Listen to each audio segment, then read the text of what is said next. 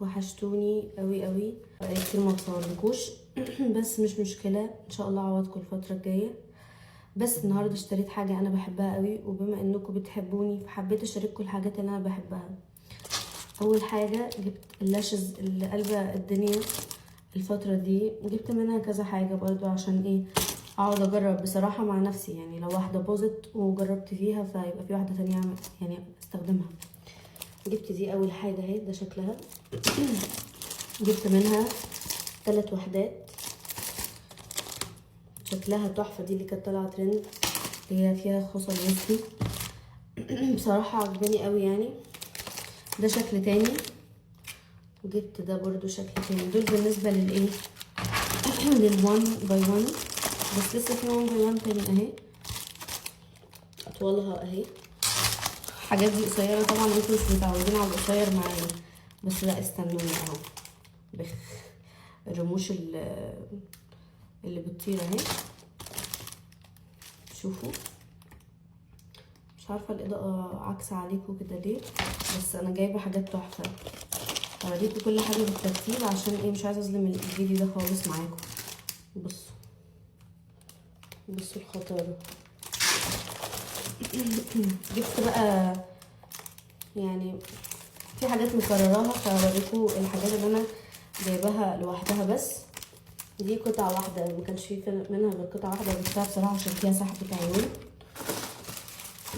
ودي في منها برضو ايه تكرار، هوريكم واحده والباقي ايه هشيله اهي. جبت منها 5 وحدات.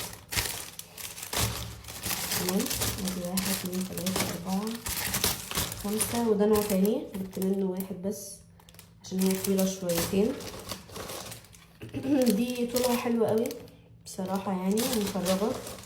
دي بقى بصراحه خدت قلبي يعني. انا اول ما شفتها قلت لها هاتيها لي بسرعه. بصوا يا جماعه، رهيبه دي. انا هستخدمها بصراحه، مش هكدب عليكم، هستخدمها دلوقتي. ودي، وجبت دي. اشكالهم بصراحه كلهم حلوين، بس اكتر حاجه عجبتني دي عشان هي خفيفه، اقدر احط لها مسكره لو انا عايزه اظبط اللي ورا احط فيه مسكره، فبيدي سحبه كده. فدي اسهل حاجه. وجبت ده اللي بتحطي فيه، تحطي واحده في صباعك هنا وبتحطي الجلو عشان تلزقي بيه. بصوا بقى، هعلمكم حاجه برضو بحيث تستفيدوا، الفيديو ما يكونش كله عن انا جبت ايه. اولا انا جبت اللزق ده اللي هو بتلزقي بيه الرموش في البيت عادي جدا. رموشك ما بيحصلهاش اي حاجه. بيقعد معاكي لمده يوم واحد، اكيد ما بتجيش تنامي بيها تصحي تلاقيها ملزوقه يعني، لان هو جلو يومي وبيقعد طول اليوم ثابت عشان تبقي عارفه يعني. مش تيجي تخرجي اول ما الهوا يجي هيتفك، مستحيل.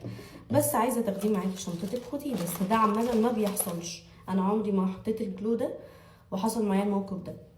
تاني حاجه ارديل ده، ولا مش عارفه اسمه ايه بصراحه. ده بيستخدموه الكوافيرات اللي هي صغننه على قدها كده، اللي بيعملوا الرموش الوان باي وان مش الهير باي هير.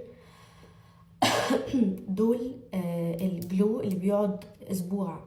فبصراحه ده انا بالنسبه لي انا كسامه واحده هتحط الحاجه مجرد بس بتصور، بالنسبه لي مده اسبوع دي تحفه، حاجه تحفه يعني. بس فكرته ان هو بيحرق شويه، فتقدري تستخدميه في البيت برضه. ده اللي مستحيل تستخدميه في البيت لو انت مش بروفيشنال، ولو انت بجد فعلا استخدمتيه من غير ما تكوني بروفيشنال انت عينك بوظتيها، انت عينك هتجيلك حرفيا كتلة دم. ده ثانية، ده مطلق بربرة اسمه بربرة معلش. طيب الجلو ده، اللزق ده اللزق الخطير جدا اللي بيستخدموه البيوتي صالون النظيف جدا اللي انا بروح اعمل عندهم. ده الجلو الخطير جدا بقى. ده ما ينفعش تكوني بروفيشنال بتستخدميه، بس لو بنت بادئه او مش محترفه او كده، هي كده اتعميتي خلاص شكرا. تمام، انا جبت منه ليا بصراحه 5 لان انا بصراحه بعرف اعمل ده في البيت كويس. بس فكرة ترتيب الرموش دي اللي بتعصلجني او بتعصبني شويتين 3 4 وبس كده. والخواتم دي تحفة. يا رب الفيديو يكون عجبكم. كده انا قلت لكم كل حاجه، بس دي انا هستخدمها دلوقتي. لو عايزين فيديو وانا بركب اللاشز دي اكتبولي.